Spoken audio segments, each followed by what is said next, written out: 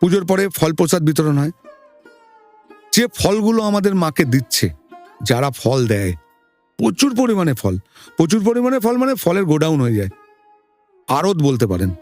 আমরা কি করি, পুজোর পরের দিন তার পরের দিন সব ফল নৈহাটি এবং চুচুড়ো, কল্যাণী, আমাদের আশেপাশে যত হসপিটাল আছে আচ্ছা, সব মানুষকে দিয়ে আসে। আপনি জানেন তো, একটা অসুস্থ মানুষ যখন বড় মায়ের ফল পাবে বা কোন ঠাকুরের ফল পাবে, তার মনে যে একটা শান্তি পাবে না, তাতে তো রোগ 50% কমে যায়। মানসিক শান্তি, মানসিক শান্তি যেই পাবে না, তার রোগ 50% কমে যাবে। একদম সঙ্গে আমরা একটা করে ছবি দিই মায়ের, শুভকামনা। শুভকামনায়। এটা হলো। তারপরে আমরা ভোগ ডিস্ট্রিবিউট করে দেবো। রাস্তায় মানুষ ভোগ পাচ্ছে এবং নৈহাটির প্রচুর মানুষকে আমরা ওই দিনকে প্যাকেট করে ভোগ পাঠাই। রাত্রের 9টার সময় আবার পুজো হবে, একটা আরতি। আচ্ছা, সেই সময় শীতল ভোগ হবে।